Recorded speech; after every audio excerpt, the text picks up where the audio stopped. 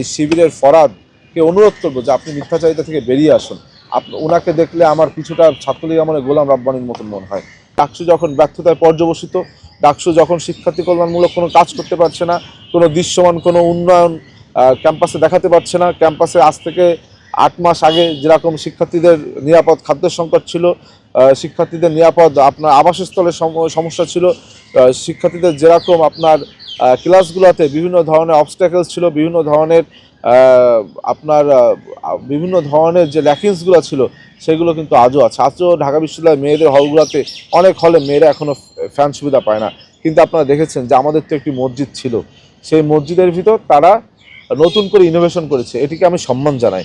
তারা কিন্তু আমার কথা হচ্ছে যে আমার নেসেসিটি কোনটা আর আমার লাক্সারি কোনটা। আমার মসজিদ ছিল, মসজিদের ভিতর ফ্যান ছিল, সেখানে এসি লাগানো, অথবা ডাকসু ভবন ছিল, ডাকসু ভবনে ফ্যান ছিল, সেখানে এসি লাগানো, এটা আমার কাছে লাক্সারি। কিন্তু আমার যে হলগুলোতে ঢাকা বিশ্ববিদ্যালয়ের শিক্ষার্থীরা রয়েছে, যে হলে ফ্যান নেই, সেটি আমার নেসেসিটি। সুতরাং তারা নেসেসিটি বেস কাজ না করে তারা কিছুটা ভাইরাল হওয়ার জন্য এবং সাধুবাদ পাওয়ার জন্য তারা এই লাক্সারির দিকে বেছে নিয়েছে। কিন্তু আপনারা দেখছেন যে ঢাকা বিশ্ববিদ্যালয়ের শিক্ষার্থীদের জীবনযাত্রার মানের কোনো উন্নয়ন হয়নি। ঢাকা বিশ্ববিদ্যালয়ের শিক্ষার্থীদের তারা যে কথা ভেবে ডাকসু নির্বাচন চেয়েছিল এবং ডাকসু নির্বাচনে ভোটাধিকার প্রয়োগ করার জন্য তারা সকালবেলা এসেছিল, সেটি তারা ব্যর্থতায় পর্যবসিত হয়েছে। এবং দেখা যাচ্ছে যে ডাকসু নির্বাচনে তারা ডাকসুর দায়িত্ব পালন না করে তারা বিভিন্ন সময় কিন্তু ব্যক্তিগত পারিবারিক জীবনে ব্যস্ত থাকছে। তারা কিন্তু তাদের ব্যক্তিগত বিভিন্ন কর্মসূচি নিয়ে ব্যস্ত থাকছে। আপনারা দেখেছেন জাতীয় নির্বাচনের সময় তারা হেলিকপ্টার যোগে জামাতের প্রচারণার জন্য বিভিন্ন জায়গায় গিয়েছে, অথচ নির্বাচনের আগ মুহূর্তে তারা বলেছিল ডাকসু নির্বাচনের আগে যে তারা কোনো ধরনের কোনো মাদার অর্গানাইজেশনের সাথে তারা নেই, কোনো মাদার অর্গানাইজেশনের প্রচারণা তারা করবে না। কিন্তু এবং তারা বলেছিল ছাত্রদল যদি নির্বাচিত হয় তারা মাদার অর্গানাইজেশনে বিভিন্ন প্রচারণা করবে। আমরা তখনও বলছিলাম হ্যাঁ আমরা করবো, কেননা আমরা জাতীয়তাবাদী আদর্শে বিশ্বাসী, রাষ্ট্রের প্রয়োজনে রাষ্ট্রের সাথে আমরা জাতীয়তাবাদী আদর্শের যে কোনো প্রচারণা করবো। কিন্তু তারা বলেছিল তারা জামাতের কেউ না, জামাতে প্রচারণা করবে না। কিন্তু আমরা দেখলাম যে ডাকসুতে তারা ভিপি বা জিএস বনে যাওয়ার পরেই তারা হেলিকপ্টার যোগে বিভিন্ন জায়গায় জামাতের প্রচারণা করলো।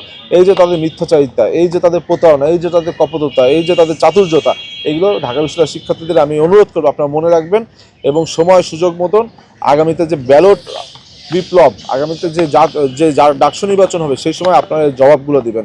এবং আমি এই শিবিরের ফরহাদকে অনুরোধ করবো যে আপনি মিথ্যাচারিতা থেকে বেরিয়ে আসুন। ওনাকে দেখলে আমার কিছুটা ছাত্রলীগ আমলে গোলাম রাব্বানির মতন মনে হয়।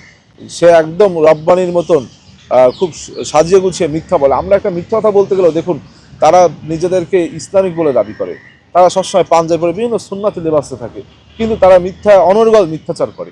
কিন্তু আমি কিন্তু সুন্নাতি লেবাসে থাকি না, কিন্তু আমি একটা মিথ্যা কথা বলতে গেলে আমার দুইবার ভিতরে কিন্তু আপনার বিবেককে বাধাগ্রস্ত হয় যে একটা মিথ্যা বলবো। কিন্তু তারা কি সুন্দর করে মিথ্যা কথা বলে। আমি বলবো যে তার এই বক্তব্যের জন্য ঢাকা বিশ্ববিদ্যালয়ের শিক্ষার্থীদের কাছে ক্ষমা চাওয়া উচিত, ছাত্রদলের কাছে ক্ষমা চাওয়া উচিত যে কেন তিনি এই মিথ্যাচার করলেন। কেননা ছাত্রদল একটি সুন্দর ক্যাম্পাস নির্মাণের জন্য বদ্ধপরিকর।